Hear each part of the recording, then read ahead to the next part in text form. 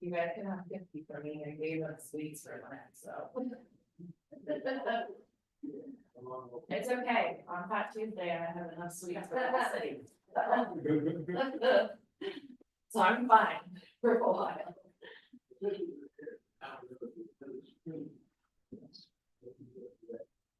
No. Yeah, colorful in spring.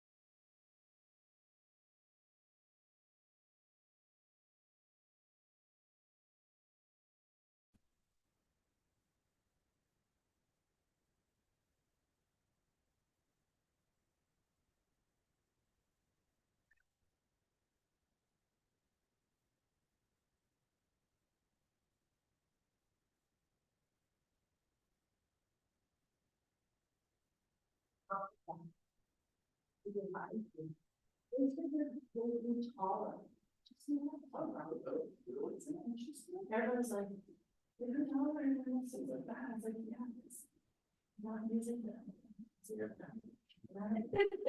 They atrophy, it happens. And they. Used to like gravity and water. Yeah. And that was- Well, they think they rehab.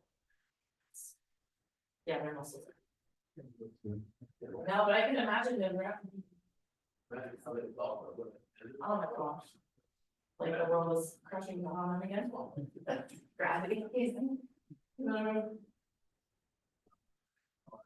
I know, I'm just glad they're back. That was a long time in space. Yeah. Hey, Bill. Oh, yeah. Good, yeah. Good. Hello. Hello.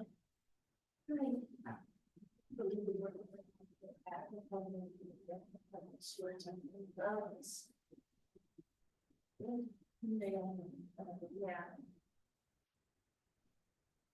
Well, I was just gonna go federal, state, local. Okay. Yeah. The bad news at every level. Yeah, the state cut budget too. They're still giving lots of money to private schools. For that vouchers. And Yeah.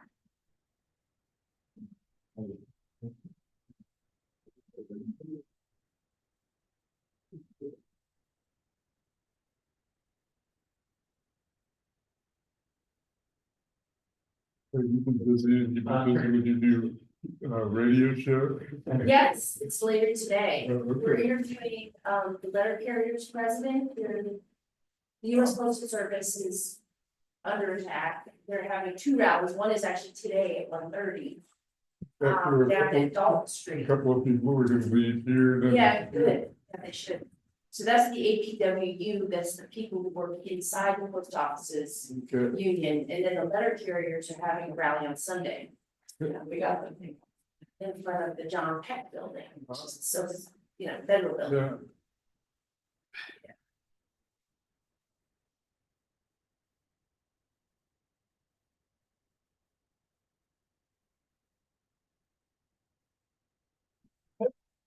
Yeah.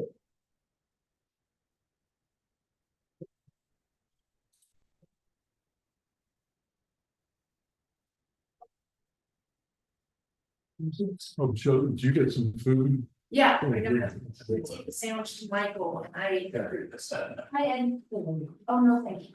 No. Were you supposed to give that to me? Right. Oh, I didn't know it again, so I don't. See.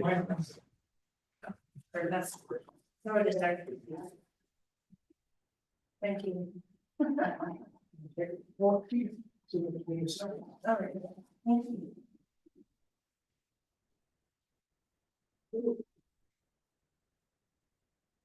The venue was fun. Good. Each place. Oh, I'm Erica, I'm on the nurses association. Nice to meet you. Nice to meet you. Who was our baseball fan? Not the first. Well, it was Igor.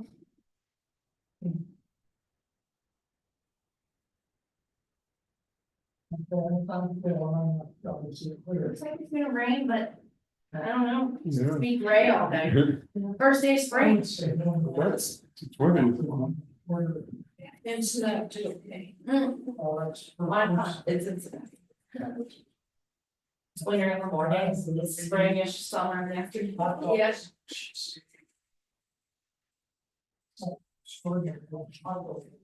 Yeah.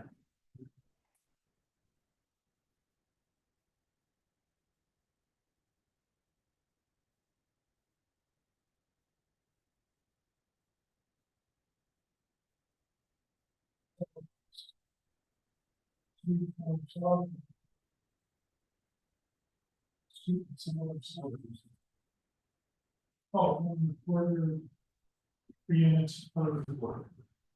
The person with the most, probably ones is most of us to be. That would be a couple of things.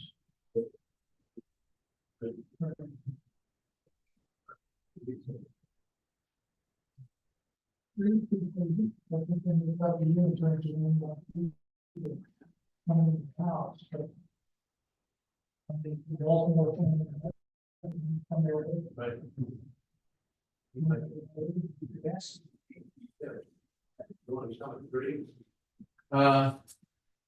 Muriel's began playing.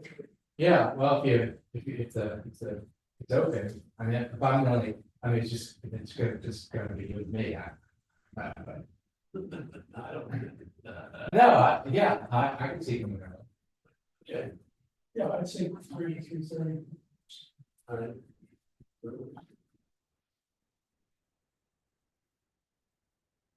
Yes. Was there somebody else that delivered some game that? Yeah, Dave Evans. Fuck this. Yeah.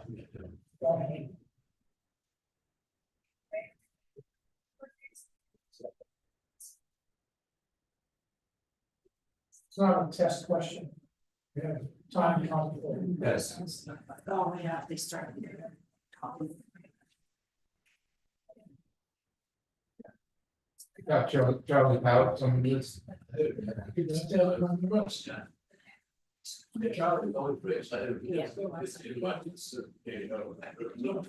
So I ran into him, at a concert, I and know. he said, "Are you guys do live?" So I should be able to do it while It wouldn't be a problem. I.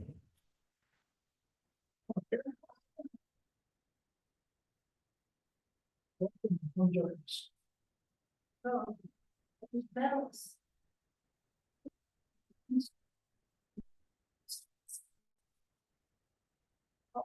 Sorry.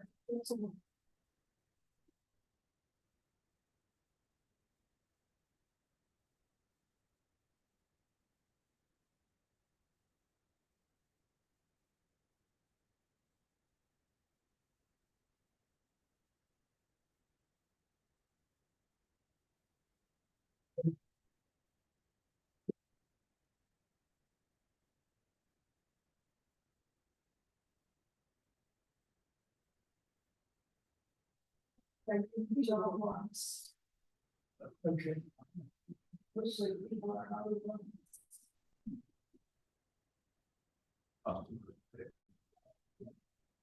Us.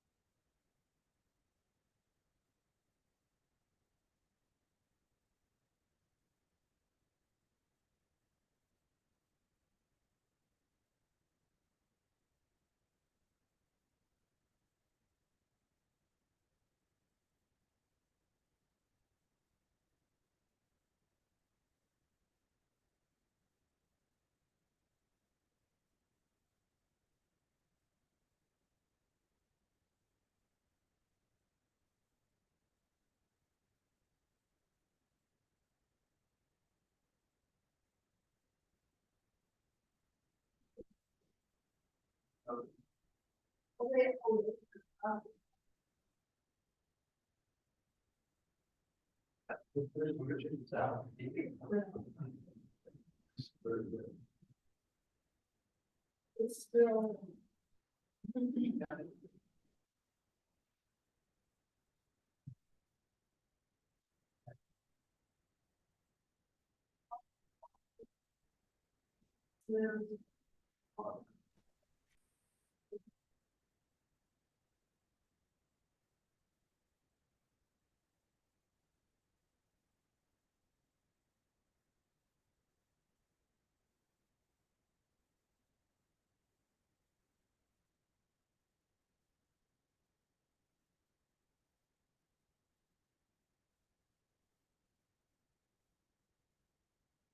You.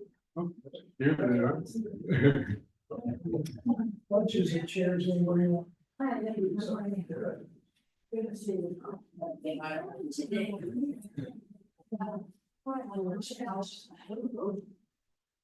See, I lost connection. Yeah. I'm looking at sandwiches today.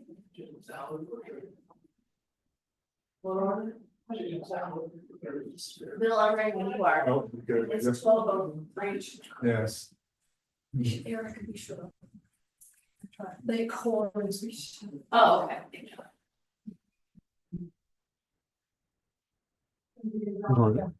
What do I need to do? Oh, no, that's. Ready to go? Okay. Well, good afternoon, or this is the first day of spring, so I should say happy first day of spring. I'm Bill Woods of the Outreach Committee, and this is another Community Issues Forum. We've been very busy. It's been a very scary and busy year, especially for citizen organizers. There seems to be too much on our plate, too much going on every day in terms of not only cuts in budgets, but unconstitutional steps and that type of thing. So we have a good friend, Michelle Dunn, who's also a member of Christ Church Cathedral, but also an organizer for the Cincinnati Federation of Teachers, who's been doing a lot of work in terms of budget and decline in funding for the Cincinnati schools. And she's got some bad news to tell us and things that we can do. And she has also got, her name is, sorry about that, Reckler, and you'll introduce her, right? Okay. Well, let's go ahead then. Good afternoon, everyone. Happy spring. Hope springs eternal. What I'm going to do, how we're going to do this hour, I thought we could start with some updates on public education. And then I'm really excited to then have you meet Erica, who's with the Registered Nurses Association. And she is a board member on in leadership with that union, and they represent the nurses that are in the University of Cincinnati system. And she's got some important updates from what they're working on. And then I thought we could open it up to some discussion and group discussion, because I think that usually is more interesting than just people talking at you, right? So we can have a group discussion. So what I've prepared for you for just the first few minutes is I thought I would break this up into 3 levels. So I was going to give you updates at the federal level of what's going on with public education, and then the state level, state of Ohio, and then the local level. So I want to thank Christ Church Cathedral and the Community Issues Forum for thinking of us to come in and present this information to the community. The Cincinnati Federation of Teachers, we were here exactly 4 months ago, almost to the day in November. I was here giving updates on this was right after the election, and we had a big change. We had a change in party, both at the federal level and with the election or the loss of Sherrod Brown and the win of Senator Bernie Moreno, who's now our Ohio senator. And so there was a lot of changes that we anticipated. And here we are 4 months later from that update, where we're now seeing sort of the chickens coming home to roost, so to speak, on what their campaign promises were. And now we are experiencing policy changes based on what their priorities are. So let me just start by saying today, this is pretty historic and not in a good way, if you ask me. But today, that is March 20th, 2025, this president has announced that he is issuing an executive order to dismantle the U.S. Department of Education at 4 p.m. today. For us, this is incredibly concerning news. It's something that he made promises that he wanted to do in the Project 2025 document before he was elected. And so here we are today with this announcement coming at 4 p.m. And what we're hearing is that our governor, DeWine of Ohio, has been invited to stand with him as he announces this dismantling. So, not a very proud day for Ohioans, I would say. So let's talk about why this is important, the U.S. Department of Education. This department was formed to strengthen the federal commitment to public education in America, to ensure equal opportunity for all, to improve quality of public education. They do a lot of research on what's best practices in K through 12 education, and also to be coordination and to provide efficiency, because they funnel through billions of federal dollars out to America for various programs that serve our most vulnerable students, including Title I dollars, that's for children who live in poverty, and IDEA dollars, that's dollars for children who have special needs. They also manage the Pell Grants and the student loan programs, like income-based repayment plans, people who are having a hard time making those student loan payments, so they put them on repayment plans that they can manage. That is all the programs of the Department of Education. They also have an Office of Civil Rights, where if a parent feels that their student is experiencing discrimination, they have lawyers, and that is the federal place for protection for all American students to have their case heard if they feel that they're experiencing discrimination. So there's a lot to the U.S. Department of Education. And so the effort to dismantle it is a long one. This has been something that far-right Republicans have talked about a lot. And what has happened since Trump has been elected is they've fired about half of their entire personnel. For over 2,000 federal employees have been let go from the Department of Education. They have also gutted their Office of Civil Rights and their Institute of Educational Sciences. That's where they do all that research. And that's where we gather data on the nation's academic progress. That's been gutted. And so when Linda McMahon was appointed as the Trump's U.S. Department of Education head, her task that was asked by President Trump was to basically get herself out of a job, to end the U.S. Department of Education. Now, what you may have been hearing is that, well, don't worry, folks. Those programs that I listed aren't ending. They're just going to be managed in other places. And then we're going to, the big talking point is that we're going to have more control at the state level in the form of block grants. Now, some of you who've been around a while may remember when Ronald Reagan was president, and he did a similar thing with social safety net entitlement programs, where he said, instead of the federal government managing social safety net programs, we're going to block grant down those dollars and have states manage it. Now, it sounds good, right? But we have learned some lessons since the Reagan years of what the challenges can be if you do that to federal dollars and you block grant them down. So I'm going to just list a couple challenges of why block granting federal dollars is a problem. Okay, everybody with me? So you take these federal dollars that are precious dollars that our most vulnerable students rely on, and they say, well, we're going to give it to the states. Now, what can happen with block grants, and we know this because we've seen it before, is that when you block grant dollars, in effect, you usually reduce the total safety net support system. Number one, the states now have to deal with the administration of those dollars. So you now have to carve out what maybe was a bunch of direct dollars. Now you have this whole layer that the state of Ohio is now going to have to administer all of that, or the municipality, right? We get block grants at the city of Cincinnati, and there's a big portion that goes to the workers that have to deal with the money. So it's an overall loss.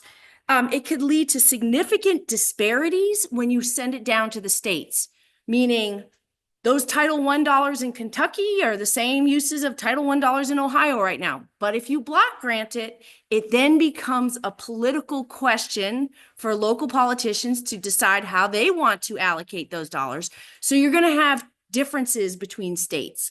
So disparities. Also, I mentioned administrative burdens.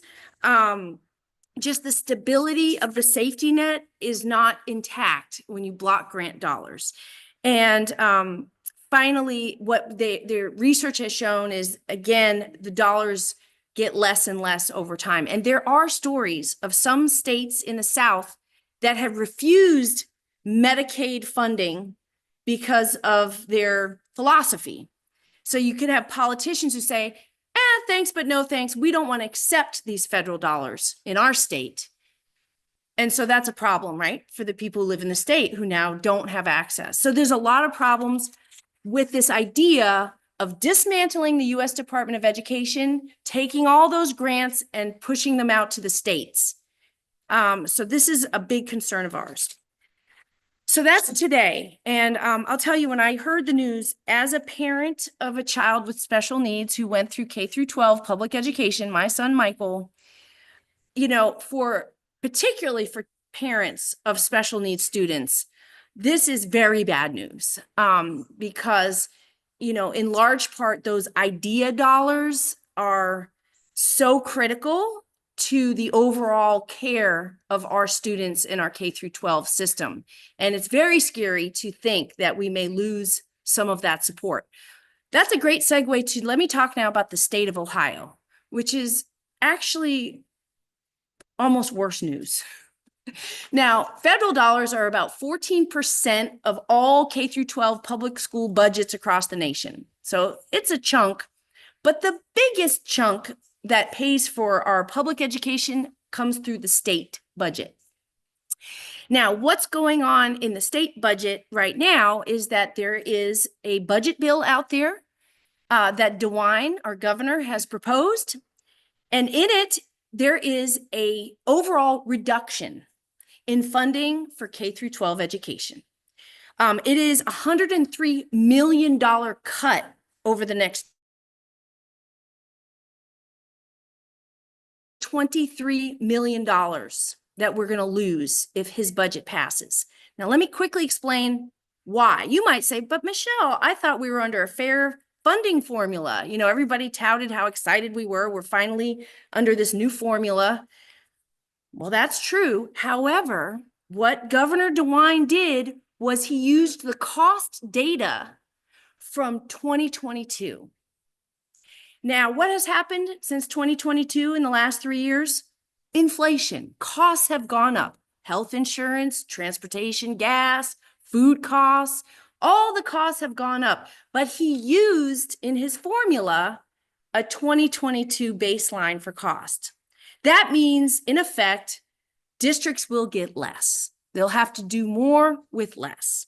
And so there is advocacy underway, and we hope you all join us to say, Governor DeWine, this is not a honest way to do budgeting for our K through 12. He's saying that if we were to use the 2024 numbers, the state budget would have to come up with $1.8 billion more for our public schools. Now, you may say, well, Michelle, that sounds like a lot of money. But at the same time, you may have heard that legislators in Columbus are thinking about funding a new football stadium for the Browns to the tune of maybe $1 billion. I mean, they don't have the exact numbers. At the same time, you may say, Michelle, public education is so costly. But guess what we're also doing? The voucher expansion.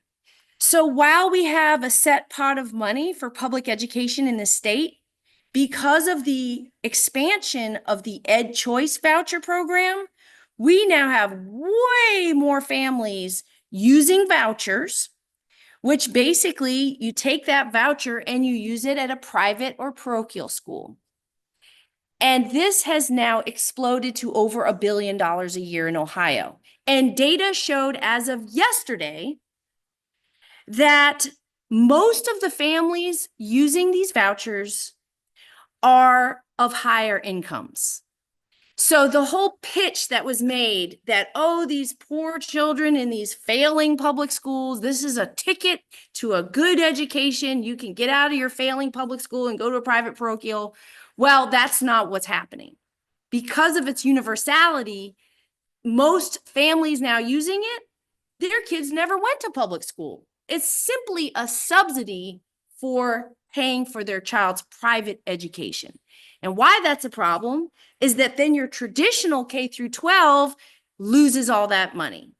And it's the traditional K through 12 that serves most of the children in this state, and more importantly, most of the children who have extra costs because they have special needs, their medical fragility, they don't have English as a primary language. And so all those costs are still there, but yet we're losing from the voucher expansion.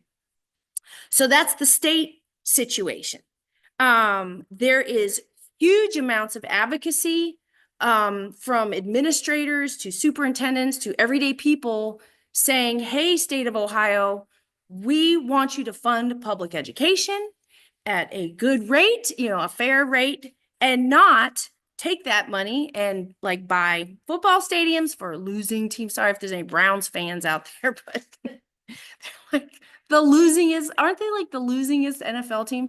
Anyway, so the voucher expansion has become, it's over $1 billion last year. So the billion that DeWine is crying poor about that we can't give to K through 12, that's about the same price as we've given to wealthy parents to subsidize private education in Ohio.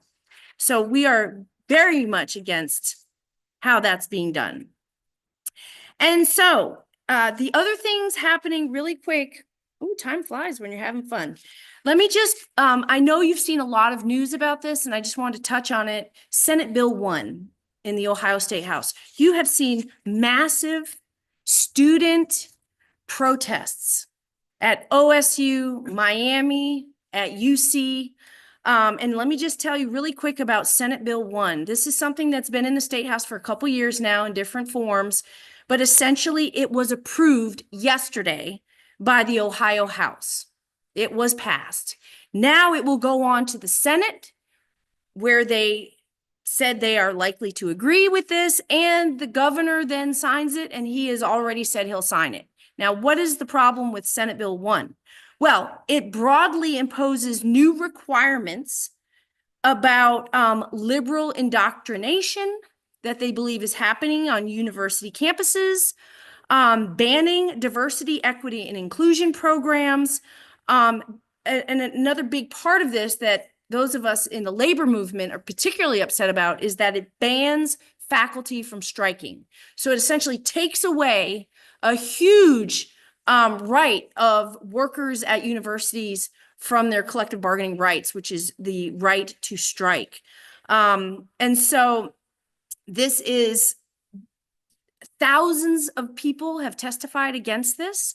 They are concerned that we will not attract young new talent into our university system in Ohio because of this sort of very heavy-handed control over curriculum and what is said in classrooms. It has a very chilling effect for professors. It's also very sort of unclear. Like, it's very, well, what do you mean by DEI? You know, so if I can't teach anything about DEI, what does that exactly mean? So there's really a lack of specificity. What does that mean about the curriculum, the textbooks we can use? Are there now bans on certain books that we can't teach from? I mean, it's an extremely chilling bill. And so you've probably seen a lot of news about that. And unfortunately, if that passes, that is going to have a lot of bad impact, we say, on higher education in this state. And finally, to close out the local issues of Cincinnati Public, I mentioned this last time I was here, but we do have a school board race and a school levy on the ballot and a city council race and a mayoral race on this ballot this year. So we have city council, four of the 7 school board members, and a school levy. Now you can imagine, with possible cuts in federal funding, very serious cuts in state funding, our school levy is a must pass. It's an operating levy. It's just a renewal. It won't raise your taxes. And this particular levy is the one that also pays for our preschool promise. You may recall, those of you who vote on these levies, this is the one that has the preschool funding in it. So if it fails, that will be eliminated, where we have been helping to pay for children in this city to attend quality preschool. We are very concerned about the passage of this levy because why? Everybody's bills are going up. The cost of everything is going up, and everyday voters might just not check that box for our schools when they normally would. So it's going to be a lot of work on our part to get the word out about the importance of passing the school levy this year. And one final threat I would mention is the fact that the Chamber of Commerce's Futures Commission report that was paid for by tax dollars that came out last year had 37 recommendations, and in it, one of them was to eliminate the pilot payment to Cincinnati Public. This is payment in lieu of taxes payments, where when the district allows the city to abate commercial property taxes, meaning, say your tax bill is $100 as a business, well, you only have to pay $50, but you got to pay 33% to the schools. So we're losing already when commercial businesses get abated, but the Chamber of Commerce recommended that we shouldn't get any of those dollars back. So that, if that passes, what I'm saying is there's an ordinance that has to be renegotiated in December of this year. So for us, we're going to be asking candidates for city council, where do you stand on these pilot payments for Cincinnati Public? Because what we would like to see is that those continue from the business community. So that's a lot of hits on every level. And I just want to end my part with just talking to you about what can we do? Well, we can do a lot. We collectively, we are voters. So, you know, their midterms are coming, but that's going to be a while. Right now, there is lots of activism happening. There's letter writing, there's visits to elected officials' offices. I personally visited Senator Moreno's office yesterday at the John Peck Building with the SEIU Day of Action to protect Medicaid and stop the attacks on Social Security.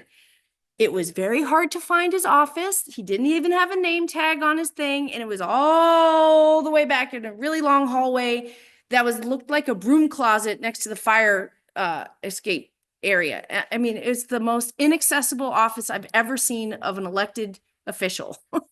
But we went, and his aide did come out to talk to us. But my point is that we have to raise our voices at every level to share our values and to say, we believe in public education and healthcare and Social Security and all those things. And the U.S. Post Service today at 1:30, there's a rally to support our postal workers, to save the post office. This is another piece of Project 2025, which is to eliminate the civil service in the federal government and to privatize our postal service, which will mean major increases in the cost of sending and receiving mail. And it will hit hardest those who live in rural places. And so these are very serious changes in the name of efficiency. However, what we do know is that it's really in the name of providing tax cuts to the wealthiest in this country, which is insulting to those of us who have paid in to these systems and rely on these services and deserve as taxpayers and Americans the government services that we support and uphold. And in fact, U.S. Postal Service is actually enshrined in the Constitution. So to eliminate the U.S. Postal Service is a direct attack on the Constitution. So in any case, I could go on forever. I won't, but please tap in.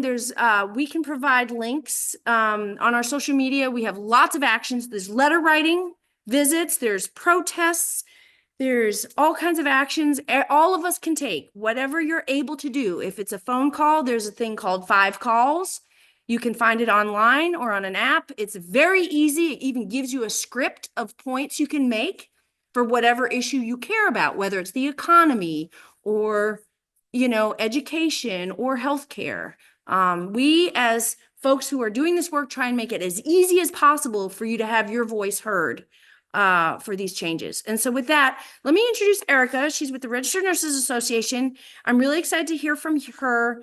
I just want you to know, Cincinnati Federation of Teachers and Registered Nurse, we are both from unions who represent thousands of members, and both of us are now sisters and brothers in terms of we are both affiliated with the American Federation of Teachers and AFT Healthcare. So we are joined at the top now as a unified national union, both teachers and nurses. And so we've been doing a lot to try and support each other on what the issues are. So this is an example of that, and I'm really excited to have Erica come.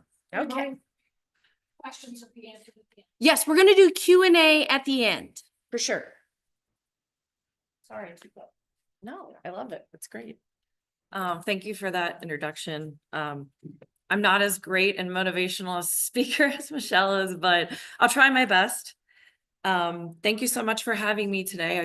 I really appreciate you guys having us here and being able to let us shed some light on some healthcare issues locally and federally.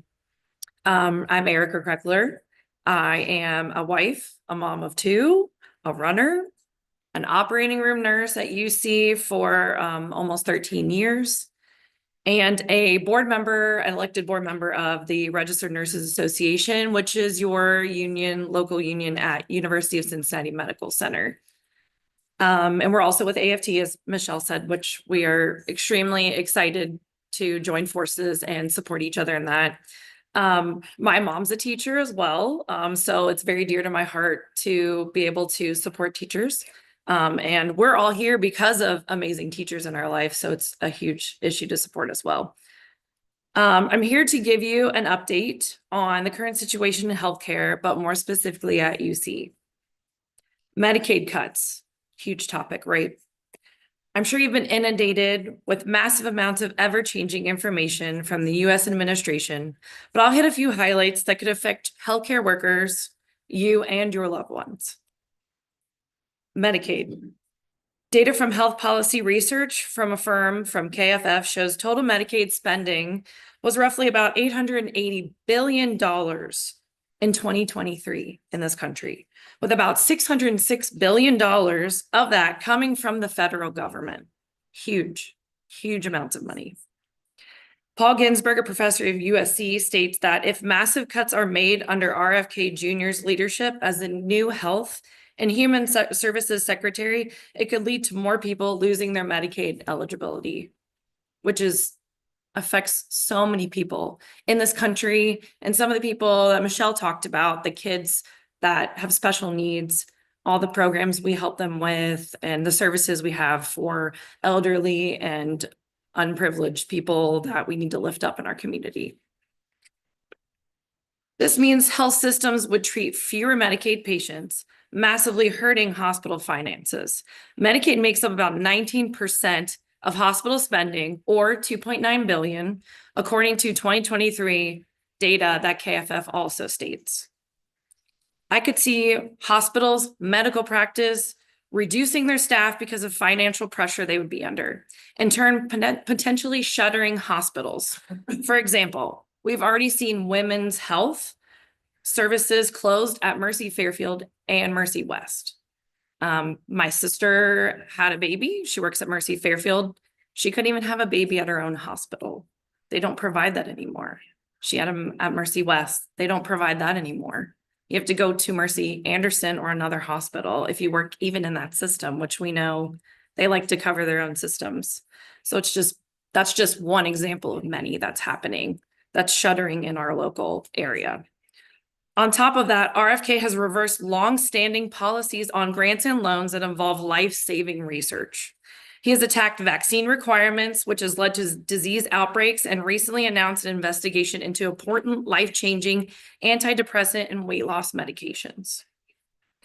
All of these things will limit every healthcare provider for giving you the appropriate care you deserve as a human being and our patient. This causes moral injury to your nurses and doctors because it directly goes against the oaths that we have taken to give our patients the best possible care we can. Leads me into another topic. Workplace violence. I'm sure you've seen the news lately, but healthcare is under attack and hospitals are not doing enough to stop it. In 2024, we were negotiating our most recent union contract. We brought up workplace violence, naturally.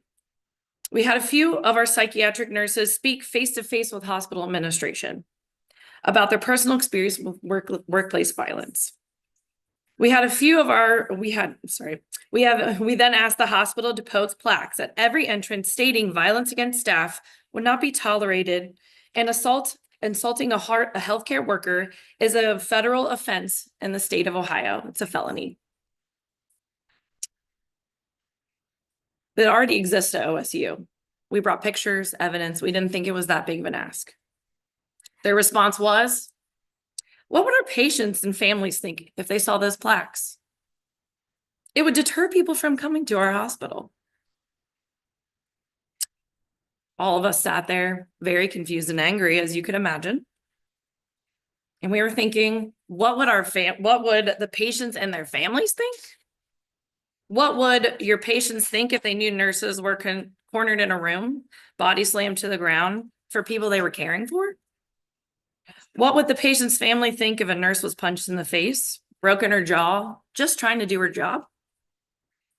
And what would the nurses' families and friends think if they knew their loved ones go to work in fear for their lives?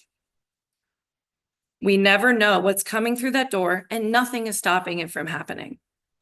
And I know teachers feel the same way too, because we've seen attacks on schools as well. So we can definitely totally relate in that sense. We found guns in patients' belongings in our ICUs. We've had patients and their families threaten or assault nurses trying to do their jobs, and the hospital expects us to carry on afterward or tries to blame the nurse for what they could do better. What we could do better? Amazing, isn't it?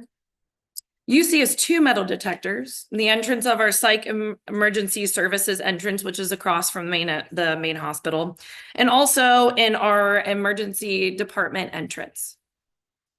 But nowhere else in any of the entrances or exits of the hospital is there anybody preventing anything from coming in. Luckily, in our 2024 contract, we want a guaranteed security officer on every psych unit 24 hours a day, 7 days a week. But isn't it sad we had to negotiate our own safety in a contract? Shouldn't it be a basic right to be safe at your place of work? In 2018, the Bureau of Labor Statistics found that healthcare workers accounted for 73% of all non-fatal workplace injuries due to violence. 73%. In 2022, Hennepin Healthcare Survey reported that 97% of nurses witnessed some form of workplace violence over the past 2 years, which include acts of verbal abuse, intimidation, harassment, and physical assaults. The same survey also states that only 40% of nurses report violent incidents to their employers. So that number is way larger. It's often due to time constraints, inefficient staffing, perceived inaction from the nurse by hospital management, which I had spoken to you earlier. Which brings me to my last issue for today, insufficient staffing. Our staffing ratios are controlled by the hospitals. And you know what controls the hospitals? Money. They will take care of more of their patients with as little staff as they can do to save money. But we all know short staffing drastically limits the care we give to our patients, which causes burnout on your healthcare staff, which will hurt our ability to give excellent care to our community. Now, let's be perfectly clear. There's not a nursing shortage. There is a mass exodus of nurses leaving the bedside because no one should have to work short-staffed, burned out, and then have to experience workplace violence on top of that. 53% of nurses from that survey had seriously considered leaving their positions or exiting the nursing profession altogether due to the violence they had experienced. 53%, more than half. That survey was in 2022. It's 2025. I would bet it's higher than that now because no one should have to work under those conditions in this country, ever, in any profession. With the recently elected U.S. administration, we have seen cuts to education, healthcare jobs, funding, and patient and community programs. This includes the DEI, which Michelle spoke of earlier. I was at the protest that we did with students and faculty from UC for research, and it's drastically limiting what they can research, how they word it. And we all know the best research and the best community we can be is when everyone is included. Everyone. This is only the beginning of all these cuts that affect our healthcare workers and our ability to give our patients and community the best possible care. The hospitals and government aren't doing enough, and we need your support. So, what do we need from you guys? Teachers, organizers, churches. This is our ask. We're asking you to stand up with your healthcare workers, just as we stood up with teachers at CPS, the Board of Education, and we will be at every rally. Federal workers, teachers, parks, postal workers, like we're gonna be there. We're here together, and now is the time. First way you can support is the 5 calls. That's what Michelle just spoke about. Write your legislators, write your senators. We also have House Bill 285. Luckily, it's a bipartisan bill, but we still need support to get it through. It puts staffing ratios in legislature for the state of Ohio, which already exists in other states. It will hold the hospitals legally accountable to stick to safe nurse-to-patient ratios and will drastically improve the safety in our hospitals in the state of Ohio. Also, we are holding a public rally for nurses, healthcare workers, and community supporters called Cincinnati Nurses United. I have flyers here, but we'll make sure we get an email out to anybody who is interested and just spread the word as much as possible. A little info is it's at Washington Park, May 8th from 4 to 6. We'll have healthcare workers, community leaders, and our fierce RNA Union President Kylie will be speaking. Bring signs, support and raise your voices, because your voice and public pressure matters. That's why Michelle and I are here. Everybody's voice matters. Join us in telling hospital administrators and government that they need to put patients and staff over profits. Our healthcare system is broken, and the only way to fix this is together in solidarity. Thank you so much for having me.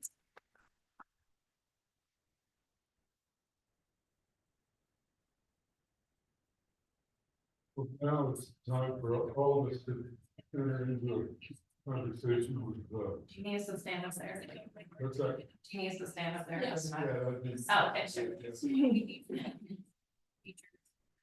Yeah, so is there any questions, comments? Hi, Dot. I just want to have a very example of town meeting. Mm. There was a question, what's the most effective way of calls and decisions, and they're very important, that these are the most effective ways to show up in demonstration. Yeah. You can carry a sign or not, but you use the example of George Floyd, we have demonstrations, but we're having all over the country, that find ways. Yeah.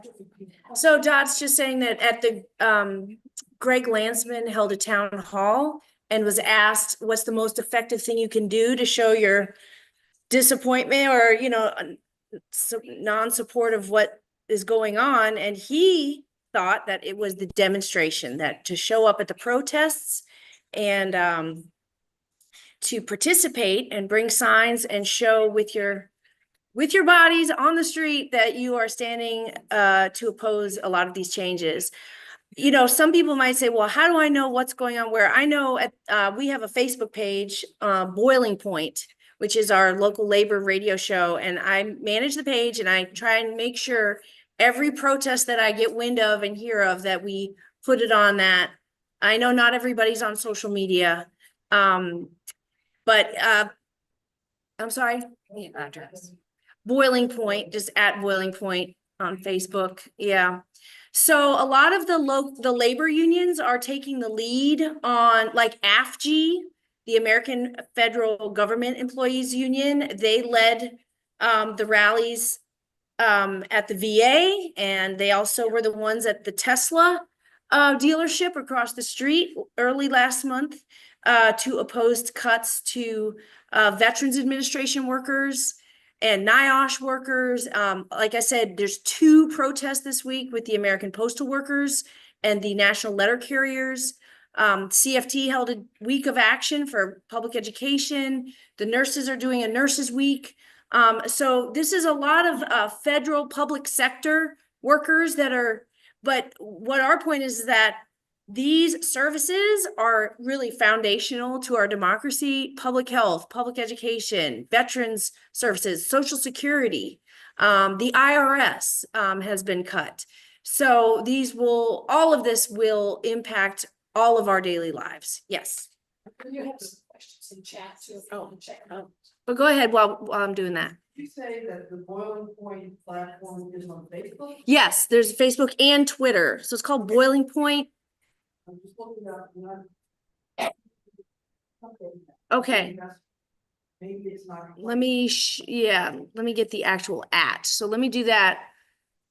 Somebody's asking if would we speak at the West Side Dems Club about the levy? Yes, for sure. We got to get the we're working with the district board and superintendent to start moving on the levy discussion. Will Michelle and Erica share what you talked about? Oh yeah, Erica, can you share the flyer to post in our newsletter? Yeah. Christy, we have your contact. I think I do. I'll make sure you get those flyers. Yeah. So you gave a very good presentation. You talked about how today Trump's announcing the Right. Department of Education. Is that going to be challenged? In Yes. AFT president, our president, Randy Weingarten, has already issued a statement which said, "We'll see you in court." Most of these things that President Trump has been doing by executive order are in fact unconstitutional and overreach, and many judges have put injunctions or halts on, or even had some employees be able to return back to their jobs. He's just, kind of throwing everything on the wall, I guess, and see what sticks. Now, even if he can't dismantle the U.S. Department of Education because it's a congressional, action that it was created, he is causing so much disruption in the laying off of so many people and the defunding and the moving money around, and that it's in effect rendering it ineffective. The Office of Civil Rights of the U.S. Department of Education was told to just hurry up and get all your cases closed out by Elon Musk at a conference call. So just hurry up and kind of close out these cases because, we're going to move on. And, it's the disruption is massive. So, but 4 p.m. it will be on your news. And unfortunately, like I said, our Ohio governor supposedly is going to be standing with him, which is embarrassing. Yeah, it is. That's very sad to hear that. Any other comments, questions? Ed, Bill 1, is that only higher education that's? this, So there's nothing- yeah, well, that's the higher ed one. What I didn't even mention is the Parent Bill of Rights that has very similar language in DEI, prohibiting DEI. I didn't mention that, but that affects K through 12. And that's where educators will now be required to disclose, if their students talk to them about gender identity or gender expression or sexuality, that they must then report that to parents. Now, while that has passed, the question that the school districts now have to the state is, can you tell us operationally, what does that look like? Like, who are we reporting to? What happens if we don't report? What are the consequences? Are we losing our teachers' licenses? What's the enforcement? What's the procedure? There's really no clear answers yet it's very vague. And so what some districts are doing is they're planning to say, if a student approaches you to even talk about anything related to their personal gender expression or sexuality, that the educator will say, I need to stop you right here and let you know that according to the state, I'm going to have to report what you tell me. So here's some resources where you can talk to some other community-based people about what you're about to talk to me about, because you can't safely do it with me anymore. Or something. That's what we're imagining is what we're going to have to respond to. Okay, we have a hand from Jane K. And I got you asked to unmute. So unmute, Jane, if you can. Is there anything in these new laws that affect teachers that prohibit their free expression on their own Facebook accounts? Well, there already are rules, okay, sorry. The question is, is there anything in these new laws that could prevent teachers from expressing things on social media? So I will say political view. Political view. Right. Well, right now, how we advise our teachers in Cincinnati Public is that you have the right to free expression. But what we say is you can't be specific about your specific classroom or a school, but you are allowed to speak freely on issues as they relate to the general public or general concern. So if you say, I saw a mouse in my classroom at this elementary school, the district does not want you to specifically talk about issues of the district. But if you say, I oppose the defunding of public education in the state budget, you are free to say those things. So that's the advice that we give, at least in our district, is you don't want to speak specifically about specific classrooms or students, but if it concerns the general public, then you are safe with your free speech as it stands today. Well, that's not totally happening in Hamilton County. I'm not specifically talking about Cincinnati, but it has happened in Hamilton County, and it's You really a say- shame. It's happening in Hamilton County. Well, certainly, the Catholic schools like the Archdiocese, you have to sign, agreements when you're hired for Not certain Catholic. moral conduct. So that's just an example where it kind of depends on where you're teaching as far as what your expression on social media is, I think, too. It's not a parochial school, but Right? anyway, yeah, it's just really disturbing. Yeah, she's just expressing frustration at teachers feeling like they can't express themselves freely on social media about political views. Yeah, it's a scary time. It is. It is. You mentioned that there's no nurses shortage, Correct. and yet I happen to be very involved with the medical world right now. Right. And it seems to me that between insurance company sponsored home visitation, insurance company, and pharmaceutical groups that vet things and review stuff, there just seem to be a great many non-hospital, non-doctor office, maybe non-traditional opportunities. And so, at least I've had the sense that that impacts the supply of nurses to the hospitals. So his question was about the nursing shortage that I brought up. And he's saying the non-traditional doctor's offices, are you talking like cosmetic and like injectables and aesthetic and? Well, there's that, but there's been two of my insurance companies have nursing services that they've contracted with to do monthly visits. Yeah, home health calls. So he's saying insurance companies contract nurses to do the home health and calls and other methods besides being in a hospital, which is true. That definitely affects a nursing. I mean, that's exploded because we never.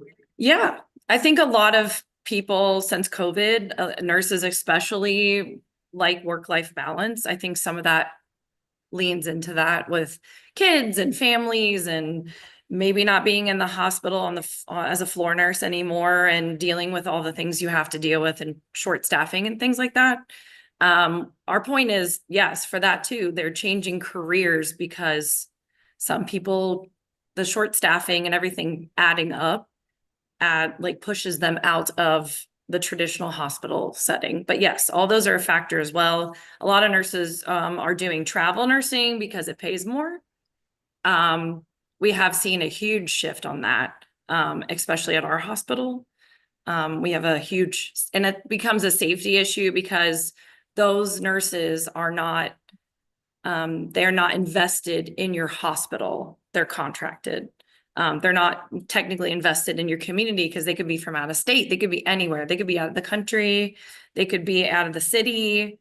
They can come from anywhere and get a job traveling. So it becomes a turnover issue and a safety issue that I've seen. Why are the hospitals then hiring travel nurses if there's no shortage of nurses? It's hard for hospitals to compete pay-wise with travel nursing, which is extremely attractive, because they can make double what I make, triple what I make per hour. And the hospitals, it's attractive to them as well because they don't have to pay benefits like healthcare insurance, short-term disability, 401k, PTO. So a lot of those travel nurses just take time off. They don't get paid for it. Like we would get paid vacations and insurance benefits. They don't provide those. So the hospital is saving some money on that end. For that, it's very complicated, as you can imagine. But the workplace violence is definitely not helping on some areas of the hospital. And the hospital, we feel hospital administration is not making hospitals attractive enough to stay there. And one of the factors out of many can be workplace violence. But yes, thank you. It's a great point. Yes, As we're closing in on just a few minutes left to go. Sure. One issue that keeps coming up with a lot of citizens.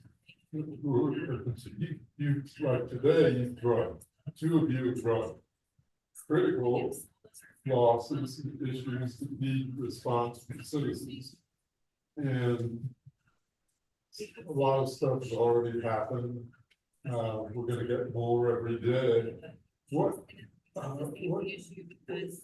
seems to me we need some way that citizens can tie into something that gives them like almost like a daily thing they need to be aware of and taking action on. yeah, How we develop that. yeah, his ask was, what can we all do as citizens and voters and to do every day? Like we said, Senate bills, House bills, paying attention to that, paying attention to your local leaders. Like she said, there's tons of local candidates that are up for election. Cause it starts with all of us, right? Electing people and making change. So just realizing how powerful you are and using that power in a constructive way to help all the organizations show up.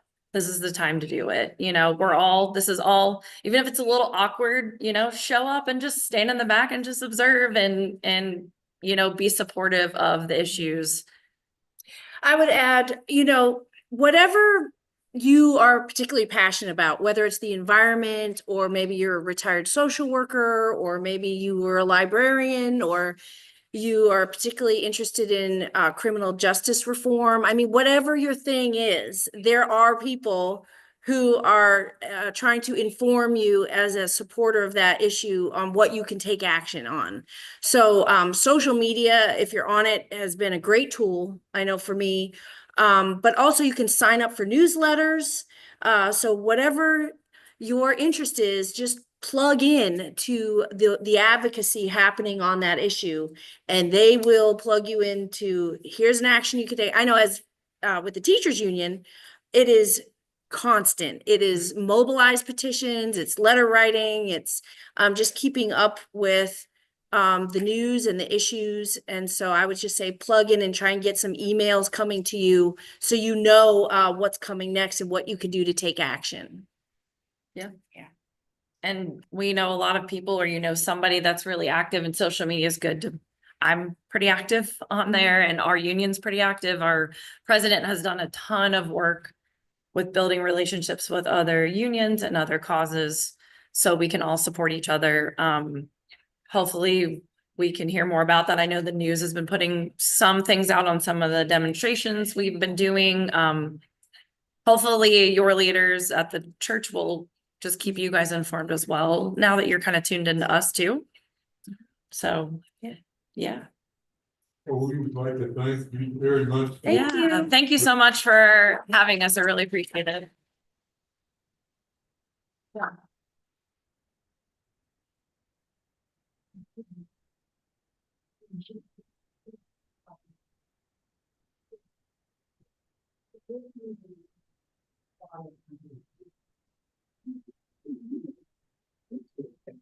It's all